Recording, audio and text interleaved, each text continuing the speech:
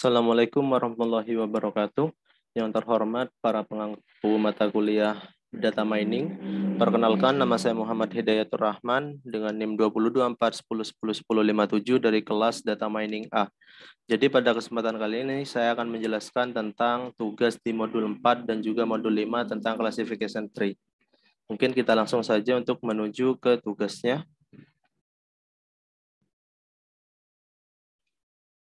Jadi pada tugas di modul 4 dan modul 5 ini, kita diberikan tugas dengan menggunakan 3 dataset, di mana untuk tugasnya itu adalah mengulangi tahapan klasifikasi menggunakan dataset wine, Pima Indian diabetes, dan juga breast cancer.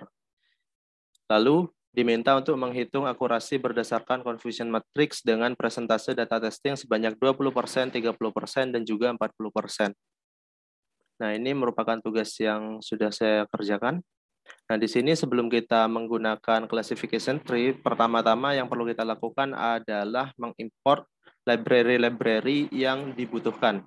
Di mana untuk library-library yang dibutuhkan itu ada NumPy yang berhubungan dengan perhitungan matematisnya, lalu ada Pandas untuk manipulasi data dan juga analisis datanya, lalu ada sklearn di sini, di mana untuk library sklearn ini merupakan library yang digunakan untuk machine learning-nya. Jadi, bagaimana nanti mesin itu memahami dataset yang kita gunakan. Lalu, from sklearn model selection, import train test split. Nah, di sini nanti untuk membagi datanya menjadi dua, yaitu menjadi train data dan juga test data, di mana untuk train data itu untuk pelatihan algoritmanya, dan juga test data itu untuk melakukan testing algoritmanya.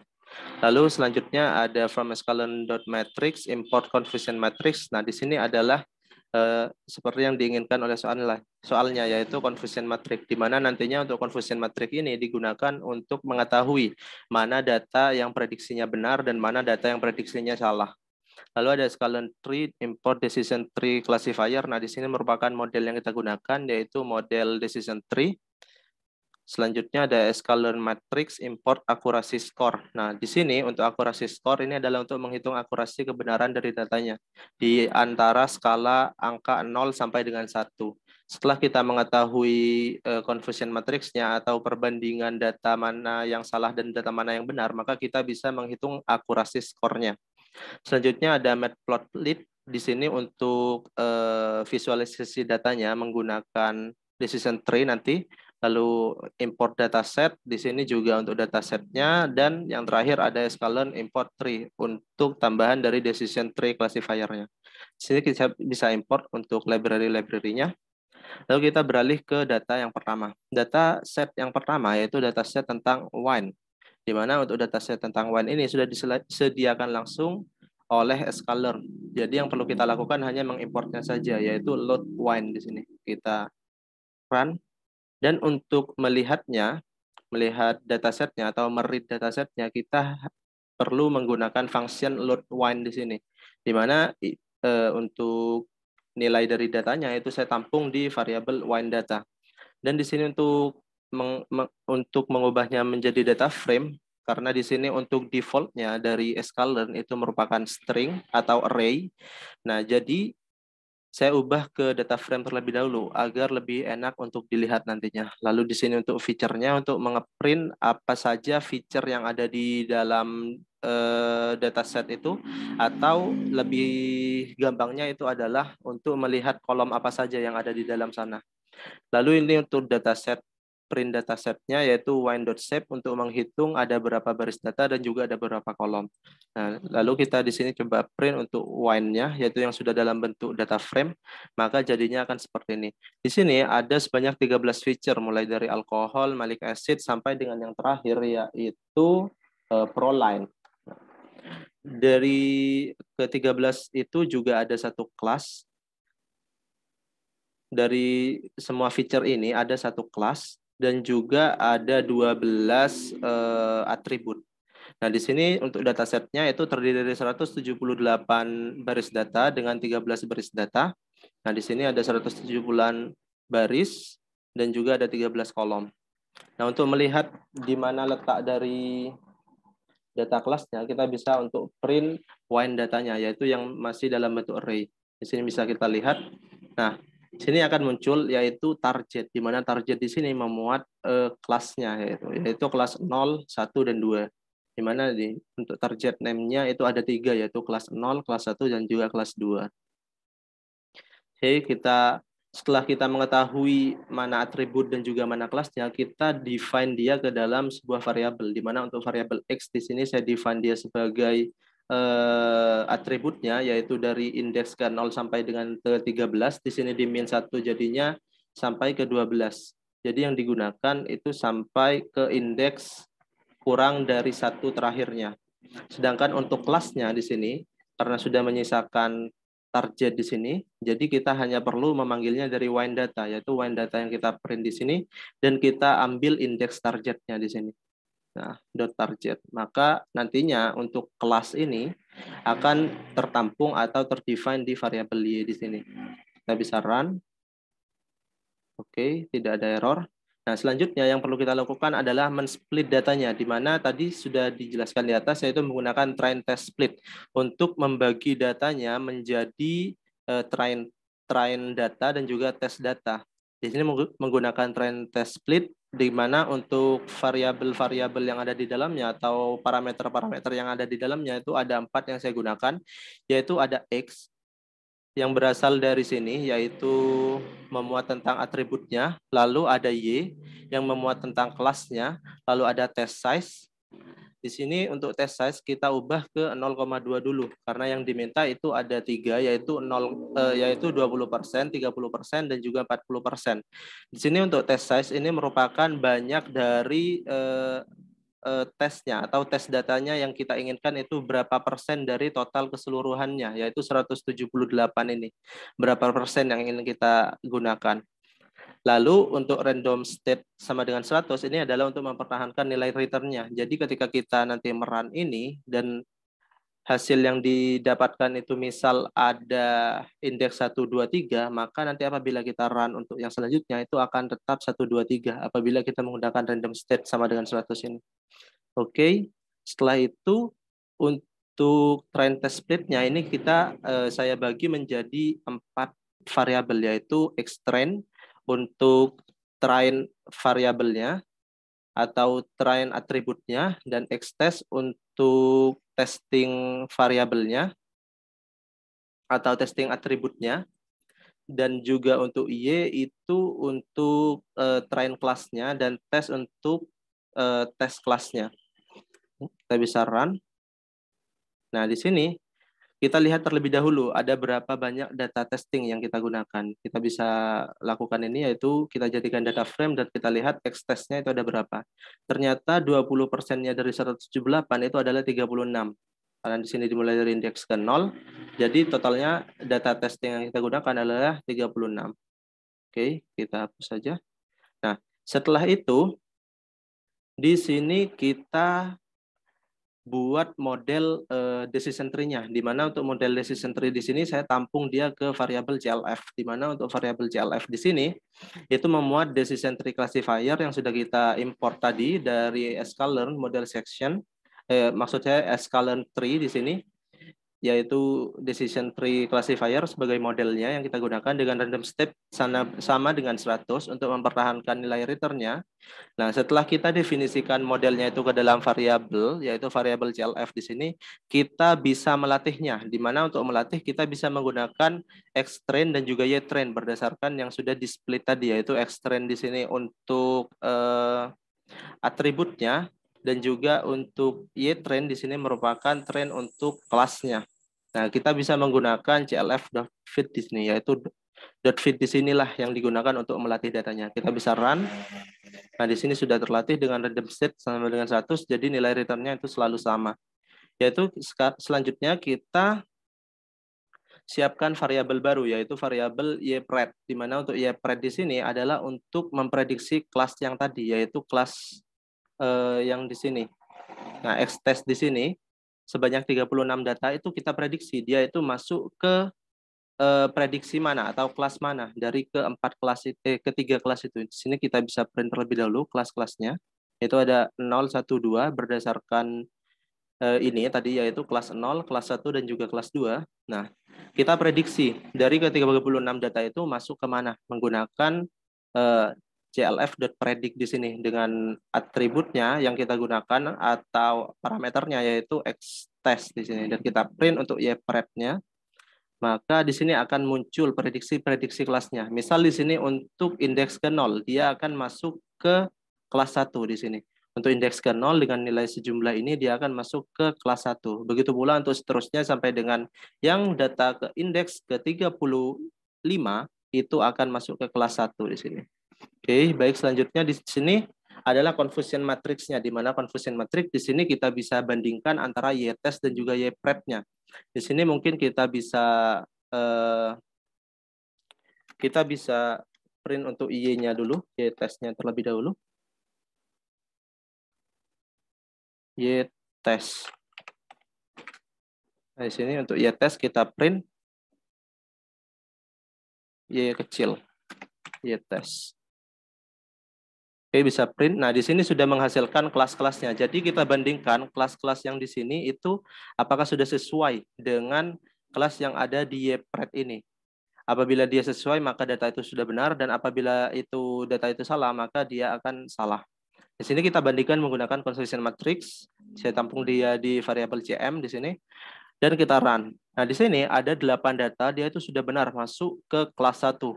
Dan untuk ke kelas 0 maksud saya. Dan untuk kelas 1 dan kelas 2-nya di sini tidak ada data. Sedangkan untuk di indeks selanjutnya, dia itu masih ada miss data. Di sini ada 4 data yang salah, di mana seharusnya dia masuk ke kelas 1, namun dia malah masuk ke kelas 0 dan juga kelas 2. Itu di bawahnya lagi itu juga ada miss data, yaitu sebanyak 4 juga di sini. Yang seharusnya dia masuk ke kelas 2, tapi ada 3 data masuk ke kelas 1 dan juga ada 1 data masuk ke kelas 2, ke kelas 0 di sini. Nah, dengan mengetahui mana data yang sudah benar dan mana data yang masih miss di sini, kita bisa menghitung akurasi dari skornya, yaitu akurasi antara kecocokan antara y-test dan juga y-pred-nya di sini. Kita bisa print untuk akurasinya. Nah, di sini akan muncul sebanyak 0,778 di sini. Nah, di sini saya komentar untuk membandingkannya nanti dengan yang 30% dan 40%. Nah, di sini 0,7778 merupakan akurasi dari confusion matrix-nya atau akurasi dari kecocokan antara y-test dan juga y-prediksinya. Selanjutnya,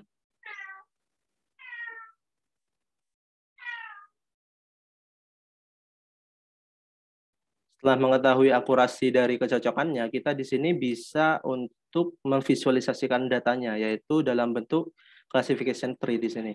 Nah, di sini saya menggunakan PLT figure dari pyplot. Di sini saya fix size atau ukurannya saya besarkan. Kita bisa lihat langsung. Dan untuk tree plot-nya itu kita ambil dari CLF-nya, yaitu CLF tadi merupakan model section yang kita gunakan di sini, yaitu decision tree classifier. Nah, jadinya akan seperti ini nanti. Nah, apabila kita lihat di decision tree-nya ini, di sini di bawah sendiri itu nilai Gini-nya sudah sama dengan 0. Di mana untuk nilai Gini yang sudah sama dengan 0 itu sudah pasti merujuk ke salah satu kelas. Misal di sini Gini sama dengan 0 dengan sampel 30 data, itu sudah merujuk ke kelas 2 di sini. Di sini juga ada dia merujuk ke kelas 1, di sini kelas 1 juga, dan apabila dia masih belum 0 untuk nilai Gini-nya, di sini misal contoh adalah 0,444, maka dia akan merujuk tidak ke salah satu kelas, melainkan ke 2 atau 3 kelas. Nah, baik, di sini untuk yang pertama dengan sampel data sama dengan 6 itu value-nya ternyata dia itu masih ada 2 data yang merujuk ke kelas 0 dan 4 data yang merujuk ke kelas 1. Sehingga dia perlu dibagi lagi menjadi 2 sehingga Gini-nya sama dengan 0. Untuk yang 1 itu merujuk ke kelas 4, ada 4 data yang merujuk ke kelas 1 dan juga ada 2 data yang merujuk ke kelas 0. Apabila sudah di depth yang paling bawah di sini itu pasti Gini-nya sudah 0. Sedangkan untuk nilai awalnya di sini yaitu sampel sebanyak 142 itu akan dibagi menjadi beberapa value, di mana value-nya di sini itu berdasarkan kelas yang ditujunya. Sehingga di sini untuk kelas 0 itu ada 51, ada 56 dan ada 35 untuk kelas 2. Karena di sini belum merujuk ke salah satu kelas, maka dia akan dibagi terus sampai dengan Gini-nya sama dengan 0 dan dia merujuk ke salah satu kelas.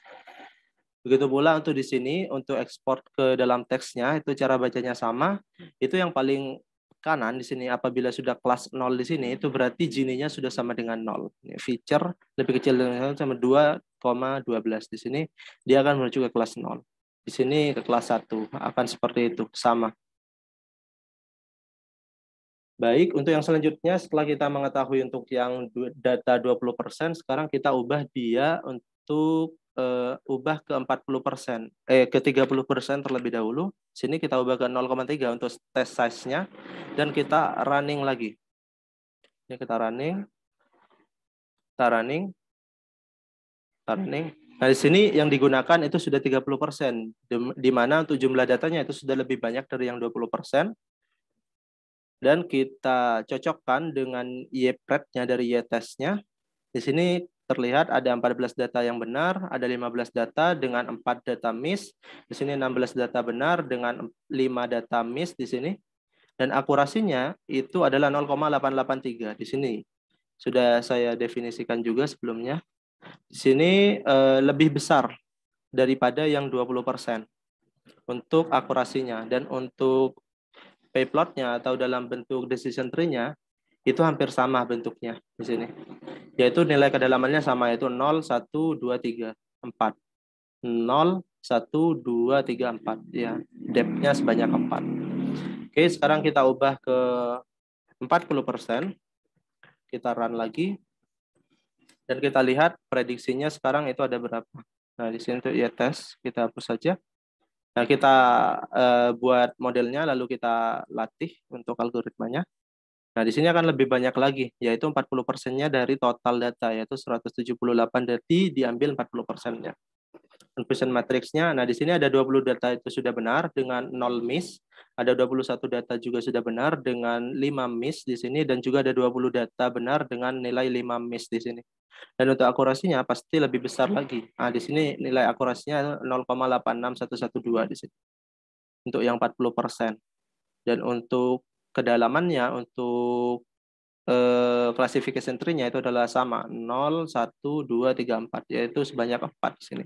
Nah, di sini kita bisa lihat bahwasannya untuk dataset WINE ini ternyata yang lebih besar untuk nilai akurasinya itu adalah data dengan 40%, yaitu data dengan jumlah nilai tesnya itu paling banyak. Selanjutnya kita menuju ke dataset yang kedua, yaitu PIMA Indian Diabetes, di mana untuk PIMA Indian Diabetes ini tidak disediakan langsung oleh Scalent. Jadi kita harus mengimportnya terlebih dahulu. Di sini kita bisa import terlebih dahulu, upload, dan kita ambil untuk diabetes di sini. Oke. Nah, di sini sudah ada, dan kita bisa read dia menggunakan pd.read.csv sama dengan pandas seperti yang di modul kemarin.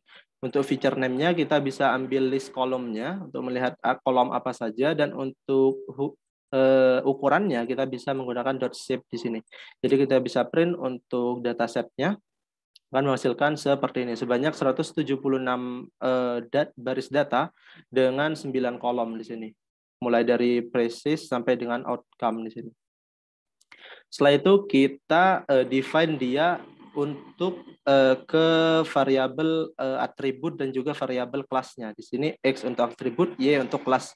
Di mana untuk atributnya di sini saya ambil dari nilai 0 sampai dengan min 1. Jadi dari pre-guys di sini sampai dengan age. Sedangkan untuk outcome di sini merupakan nilai dari kelasnya, yaitu ada 0, 1 di sini, ada dua untuk nilai kelasnya.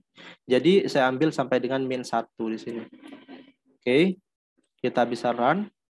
Nah, kembali di sini kita bagi dia ke dalam beberapa variabel, yaitu X-train untuk atribut trainnya, Y-test, X-test untuk testingnya, Y-train untuk kelas trainnya, dan Y-test untuk kelas testingnya dengan test size sebanyak 0,2 atau 20%.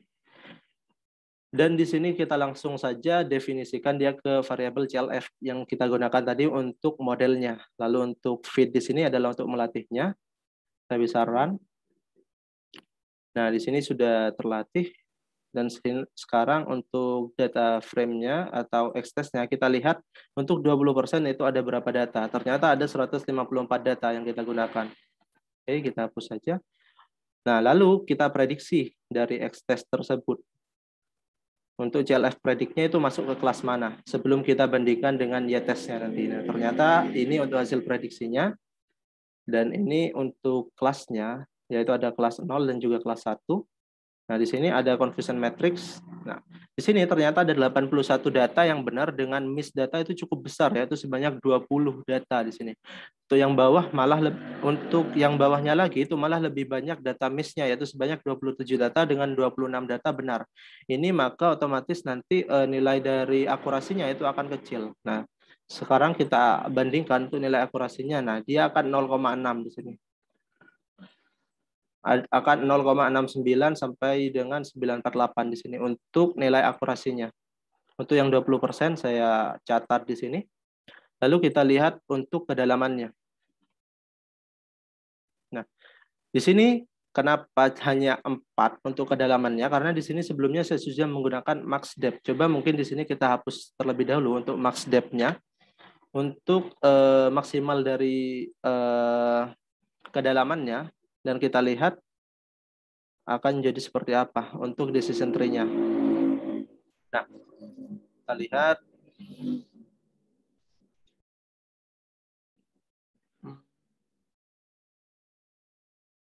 Nah, untuk decision tree-nya akan menjadi banyak sekali seperti ini.